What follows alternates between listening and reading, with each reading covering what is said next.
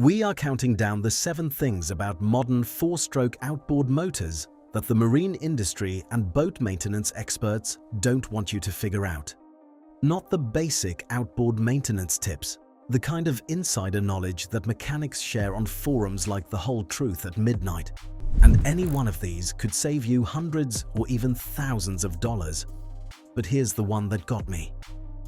I found out this year that the factory propeller on my outboard, the one that came brand new in the box, had blades that were each a completely different pitch. Not off by a fraction, off by a full 1.5 inches. And that's not even the most expensive mistake on this list. Let's get into it, and stick around for number 5, because that one is the reason most lower units end up in a dumpster. Your factory propeller is stamped with a single pitch number, 17 inches, let's say. You would assume all 3 blades are machined to 17 inches. They're not.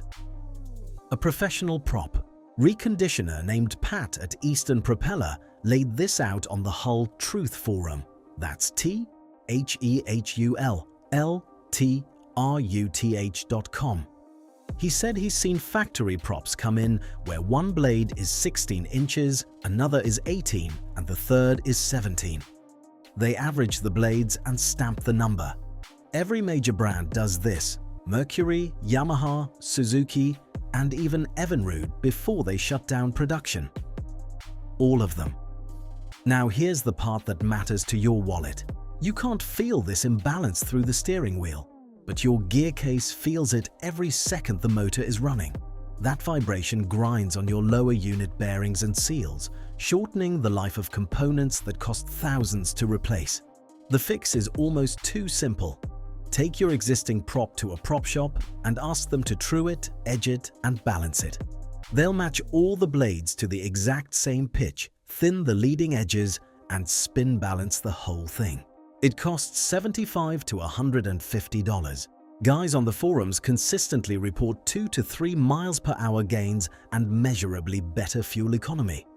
So before you drop $400 on a new stainless prop, take your current one in first. It might be the single best return on investment you'll ever get on your boat. Now that you know your prop is lying to you, here's something else that's costing you speed and fuel every single time you go out. And this one is completely free to fix. Your outboard is almost certainly mounted too low on the transom. This applies to a huge number of boats, especially if you bought used or even if a dealer rigged it new. Whether you boat in saltwater, brackish water, or freshwater lakes, proper motor height is critical. The anti-ventilation plate, that flat plate right above the propeller, should sit roughly level with or slightly above the bottom of the hull when the boat is on plane. If it's sitting an inch or two below the hull, you're dragging extra lower unit through the water for no reason. One experienced rigger compared it to driving your car with the parking brake half on. Here's how dramatic the difference can be. A guy on the base barn with a 60 horsepower Yamaha on a Boston whaler documented his results after raising the motor 1 set of bolt holes. He went from the mid-20s to the mid-30s in top speed. His wide-open throttle RPM jumped from 4,700 to 5,600. Same motor, same prop, same boat, just a different bolt hole. This costs you absolutely nothing. And here's a tip from several mechanics that will save you even more money. Always sort out your motor height before you shop for a new propeller. Height changes everything about how the prop performs. You might find out you never needed a new prop at all. Alright, 2 free or nearly free fixes so far, but this next one is where things get uncomfortable. Because if you've been boating for 20 or 30 years, what I'm about to say is going to contradict something you've believed your entire life. You're buying the wrong anodes for your outboard. And they're not just failing to protect it, they're actually causing galvanic corrosion. I know, that sounds backwards. But Martin Wigg, the vice president of anode business at Performance Metals, explained it plainly. Zinc anodes don't protect aluminum components very well, even in salt water. And in fresh or brackish water, zinc basically stops working altogether. He said boaters tell him their zinc anodes lasted for years. His response was simple: they lasted because they stopped working. A marine professional on The Hull Truth, again, that's the industry's premier boating forum, went further. He said zinc anodes on outboards cause real damage: frozen lower unit bolts, seized anode screws, pitted castings, leaking trim cylinders. A guy on the Michigan Sportsman Forum switched from zinc to magnesium anodes on his freshwater rig and watched the pitting on his lower unit stop completely. Here's what you actually need.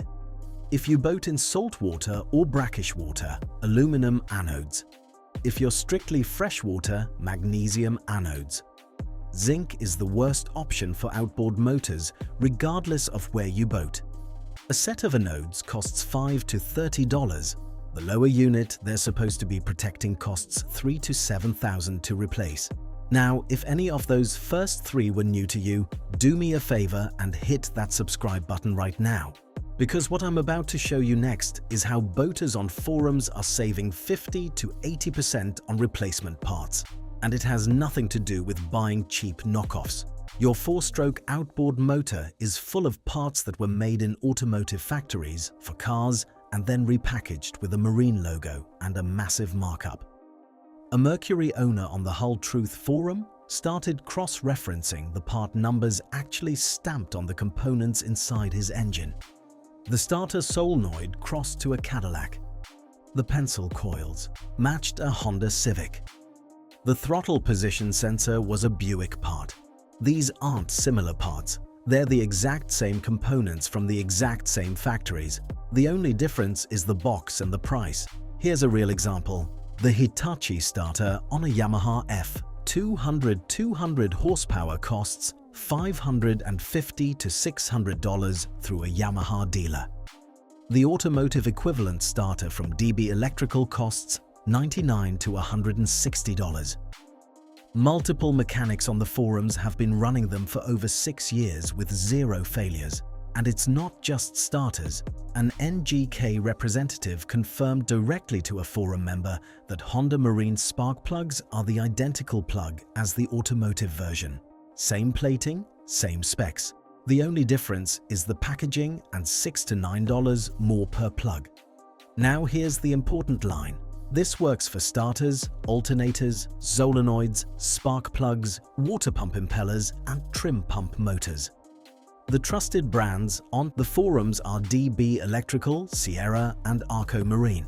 But don't do this with sensors, engine control unit components, fuel injection system parts, or internal gaskets. Those are the parts where manufacturer specificity actually matters. Everything else, check the part number stamped on the component and see what it crosses to. Alright, so far everything I've shown you is about saving money on things you buy or adjust. But this next one is different. This is about a 2-minute habit that prevents the single most expensive outboard repair there is, and almost nobody does it. Fishing line is quietly destroying your lower unit right now. Every marine mechanic I found on the forums said the same thing. The number one cause of catastrophic lower unit failure isn't age, not hitting a rock, not general wear, it's fishing line. Here's what happens. Monofilament or braid wraps around the prop shaft behind the propeller, right where the prop shaft seals sit. Friction from the spinning shaft debris heats the line until it melts and fuses into a solid mass. That mass grinds into the seals like a lathe.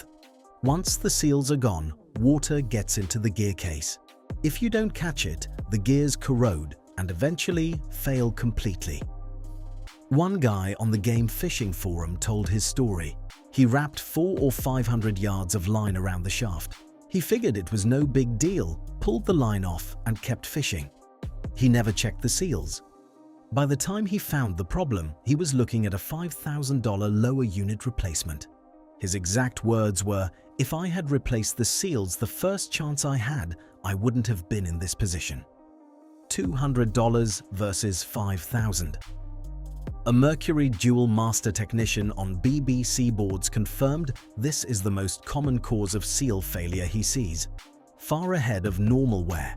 The prevention takes 2 minutes. Pull the prop nut, slide the prop off, look at the shaft. If there's line on it, you caught it in time. If you see scoring, where the seal rides, get the seal replaced before your next trip. A seal kit runs $15 to $88 depending on your motor. That's the cheapest insurance you'll ever buy for your boat. That one was mechanical. But this next secret is about something most boaters never even think about.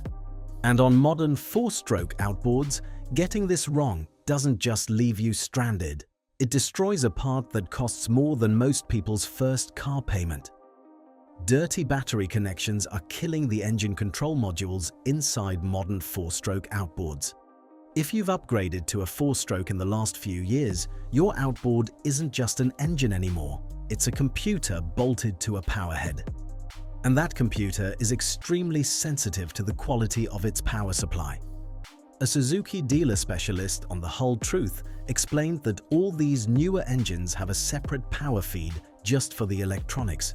It needs clean, stable voltage. Dirty connections, undersized cables, or a weak battery don't just make it hard to start. They create voltage spikes and drops that fry your engine control unit.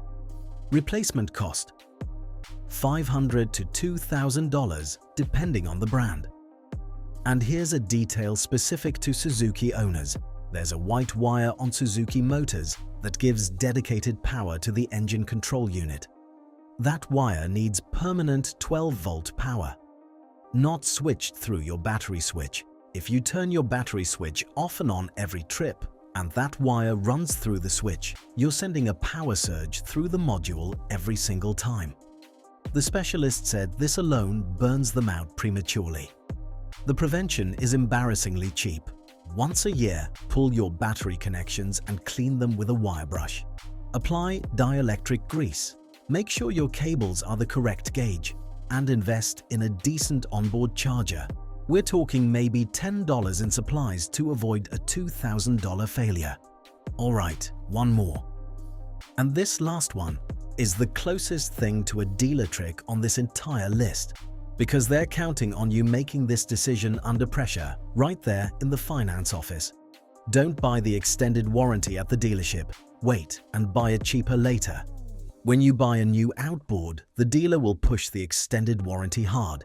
It feels like a now or never decision, but here's what they don't tell you. You don't have to buy it that day. Boaters on Jet Boaters and Club Bennington figured out that if you decline at purchase, the manufacturer starts sending you discounted offers as your factory warranty gets close to expiring. One member verified this directly with his dealer. You can add coverage any time before the original warranty runs out. By waiting, people are saving $200 to $500, and you get a couple of years to see if your motor is actually reliable before you spend a dime. Now here's the part that could save you even more. If you do buy coverage, only buy the manufacturer's own plan. Yamaha Extended Service, Mercury Product Protection, never third party. A former dealership information technology worker laid out the fine print on third-party warranties on a Yamaha forum. Those contracts let the company use used parts for repairs. They don't cover diagnostic fees, which run $75 to $100 per visit. They stack on deductibles and shop fees. And the real problem is they won't pay out more than what you paid for the warranty. So, if your warranty costs $2,000 and the repair bill is $3,000, you're covering the difference yourself. One more thing worth knowing. Suzuki advertises a 6-year warranty, but it's actually 3 years from Suzuki and then 3 years through a third-party company called Cornerstone United. That's not the same coverage. Read the fine print before you assume you're protected. Here's what all 7 of these come down to. Have your prop trued and balanced for $75 to $150 and pick up 2 to 3 miles per hour. Raise your motor height for free and gain 5 to 10. Switch to the correct anode for your water type and stop your lower unit from corroding itself. Cross-reference your parts to automotive and save 50 to 80%. Pull your prop after every trip and prevent the #1 killer of lower units. Clean your battery terminals once a year to protect a $2,000 computer. And wait on the extended warranty to save $200 to $500 on the same coverage. None of these are hard, none of them are expensive, but stacked together, they're worth thousands of dollars over the life of your outboard. Now you know the things that dealers and parts counters are hoping you never figure out. And that's exactly how you keep more money in your pocket and more hours on the water.